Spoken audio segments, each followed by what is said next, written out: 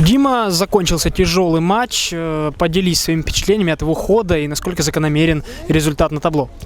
Ну, считаю, провели хороший матч, владели, в принципе, инициативой. Не хватило, конечно, только гола. Ну и хочется отдать должное Белшине, хороший соперник, очень такую навязал нам игру. Поэтому, ну, считаю, что результат, в принципе, закономерен, потому что и у них были моменты, и у нас.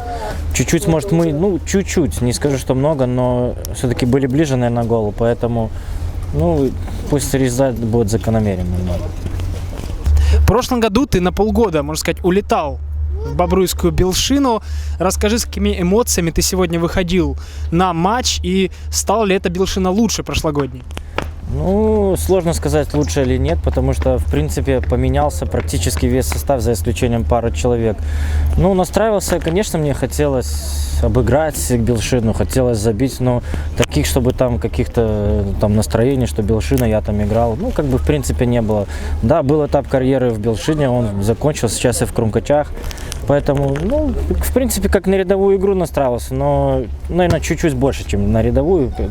Поэтому, ну, только хотелось забить, конечно, и выиграть, но чего не получилось.